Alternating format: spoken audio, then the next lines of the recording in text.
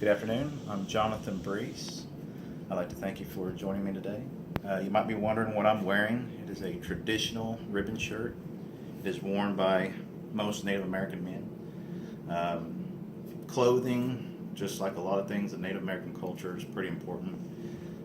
Things like language, ceremonies, all these things are traditions of Native American people.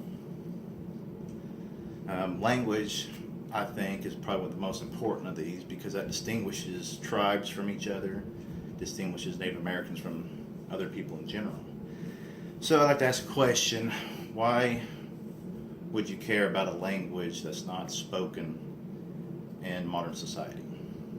Why would you care about people that speak that language, that are a people that's forgotten? Well, Yuchi people have long fought this battle. They've fought persecution. They have forgotten by history. They have fought for their right to exist, to be recognized, and they've also fought for their language. History has tried to eradicate Yuchi from the history books. As I said, they are forgotten, and I'd like to give you a little bit of a brief history on them. I'd like to thank Dr. Richard Grounds for his assistance in the Yuchi Language Project with all this information. The Yuchi people were from the Tennessee Valley area. Their area was from the Carolina coast to the Mississippi River and from Florida to Illinois. So they covered a vast amount of land. Even DeSoto, during his expeditions in the area, wrote of the Yuchi, of the size of the tribe, their power, and their influence in that region. And he wrote of how impressive it was. And he even spoke of their language, how it was unlike anything he's ever seen before or heard before. Yuchi were nearly wiped out by disease, as so many Native American tribes were, mainly when the Spanish arrived. It cut their numbers drastically.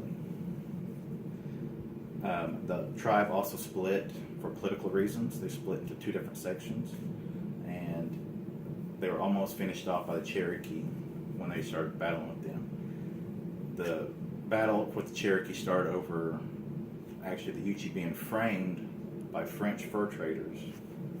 They accused the Yuchi of killing another Cherokee to get the Cherokee's help in attacking the Yuchi people.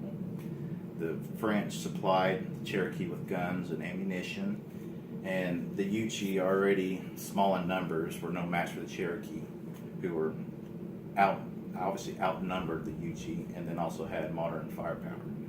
And the Yuchi people were nearly killed off. The surviving Yuchi had no choice, but they joined neighboring tribes, mainly the Creek Nation, took them in, and they became part of their tribe. Those that could pass for being white were able to settle in with local settlers in the West, and unfortunately they had to blend in and hide their heritage. They could not show that they were Indian because they would be beaten or worse. And they also had to, like many Native Americans, had to endure the horrors of the Native American boarding school project, and a lot of those students were beaten or worse for speaking their native tongue.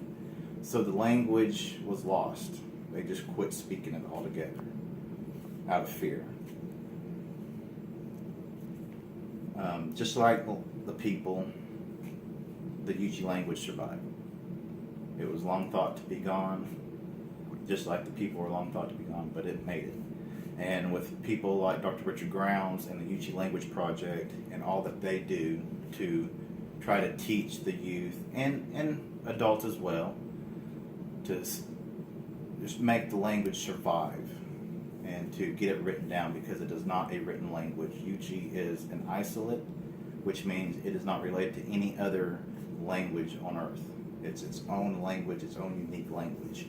And in it, it's unique in that the men speak a different version than the women. And to date, there are only 4 elders, all over the age of 90, that speak it fluently.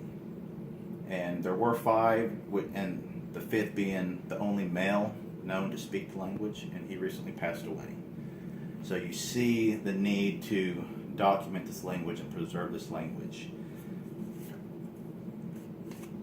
The Yuchi, all they have is their language. They have no land. They're not recognized by the government. You know, they've been forgotten for so long that the language is all they have left. And Simon Jenkins said that language isolates, like the Yuchi, need to be protected like ancient architecture. That is why this language is so important and is so vital that we document it and save it and preserve it to the language of the Yuchi people. It's all they have left, and it's the only thing that links the Yuchi to their history. And just like history has tried to bury the people and the language, we are still here.